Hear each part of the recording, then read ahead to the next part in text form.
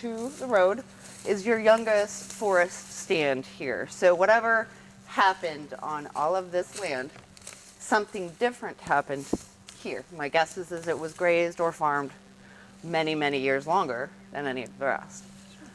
Because this is sort of, you can just sort of look, it's a younger forest. You don't see the bigger trees really. The species composition is similar, but what tells me it's an old field is all the sassafras. You have tons of sassafras in here, and that just tells me this is just a recovering old field. Black cherry as well, very typical. So black cherry, white pine, sassafras, and hawthorn will come in first. There's that first forest. The sassafras usually don't mature into big trees. They will occasionally, but not always. They will usually die out. So this is going to be your white pine up here again. Your native white pine is going to be growing up into that, if you do nothing, growing up into that super canopy, and then you have nice oaks that have established here too, as well as maples. So this will be eastern white pine, sugar maple, and red oak and white oak over here eventually. And so the management prescription for this would simply be to get rid of undesirable trees. And this is not like timber sale stuff. This is timber stand improvement. So trying to get rid of trees that are impacting trees that you really want to grow.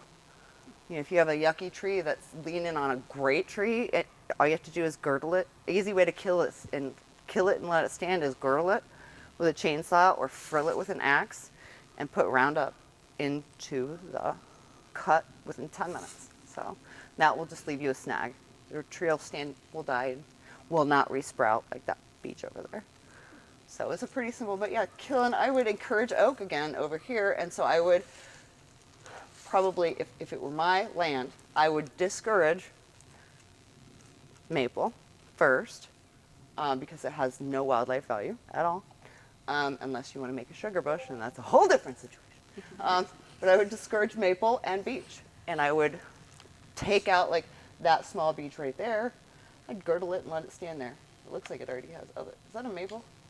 Is that hard for me to see? Yeah, it's a maple. So I would take like that smaller maple and just kill it because there's an oak right next to it, and that'll make sure that the oak blends and is there for, you know, providing the mast for, you know, the oak mast for the deer and the turkey. And you guys have a really cool turkey herd. I've cut it in half twice.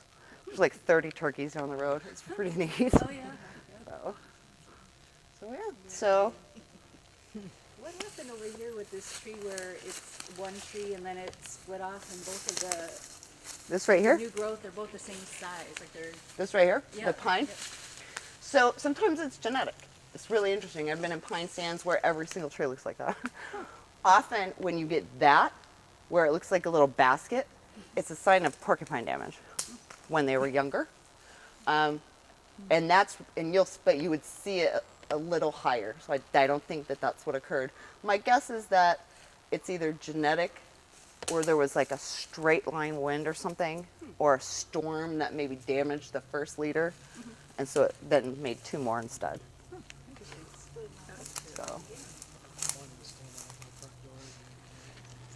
Yeah, normally if there's porcupine damage, you'll notice it on the bottom as well of smaller trees. So the tops of big trees all look like little baskets, and then the bottoms of small trees have holes in them everywhere. And then, you know, you have a little bit of issue, and those I recommend getting rid of because they really do cause a lot of damage, although they're very cool. Do you remember seeing a lot of porcupines when you were young on Duck Lake? Because I know Mr. Next door, the gentleman, spent a lot of years here, and he never saw them. He remarked to me when they started moving back in the area, but it's kind of neat. You start seeing them, unfortunately, hit by the side of the road, Yeah. and that and badgers I'll see every once in a while. Yeah, don't see those very often. They're cool. Yeah, they are really They're cool. like a little it going across the road. Like, the way they run across. What I miss are the whippoorwills. There were whippoorwills every night here, and I never hear any of them anymore. What would drive them away? Being killed. They just kind of stand by the side of the road. That's my opinion. I don't know. Not a real fast bird, I don't think, are they? I don't think so, but it's fascinating because everybody used to hear them in Indiana, and I only heard them a couple times in my life. When I was a kid, this was whippoorwills everywhere. Oh, that's funny. Huh. Yeah. Places I remember hearing them, I still hear them. Okay. No, I don't hear them. They're no fans of urbanization, that's for sure. That could be it. Fragmentation may really bother them more than other Well, species. they're nocturnal almost Yep, strictly, I so hear 'em maybe you every don't night. spend as much time in the woods at night as you No, have you heard any? do around here. Yeah. On a very limited Yeah, occasion on the in the woods 50s, behind they my were house, here. but not regularly. There were a lot of whippoorwills here. I would notice they're one of my favorites. Could you talk about the advantage of more sunshine from after the thinning, more sunshine, and how that would benefit the forest area? Yeah. All right, so where we were just standing was like devoid of vegetation right down there. And so because you can look up and you can see that sunlight's coming down, and where you're getting big patches, you're getting regeneration. Like still some areas are shaded, like it doesn't look the same over there where the shading is more intense.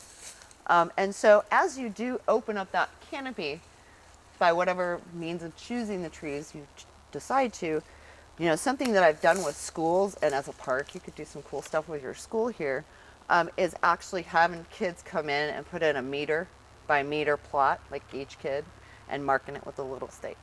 And so then say you remove some trees. So the first, before the trees would be removed, you had them survey all the plants and like how many, all the different species and how much of it they cover. And then they go back to that spot after it's cut a year later, and then the next year, and then the next year. And the curve that they will get of the plants, like if here's your curve and here's plant diversity, the curve goes like that and then levels off after a few years. So you really will, out of the seed bank, once it warms up, you're going to get a really high abundance of regeneration in these areas. And you really will. Like last year when I was doing the plants I was surveying, I found myself jumping from sunny spot to sunny spot to try to find as many different species as I could here. So that tells me if I had to work that hard, it really wouldn't hurt to open up the woods. So, So, good night. assuming that there's not a penny to be found to do any of these things, what, if any, are the risks associated with just leaving it untouched the way you would in A preserve. a park?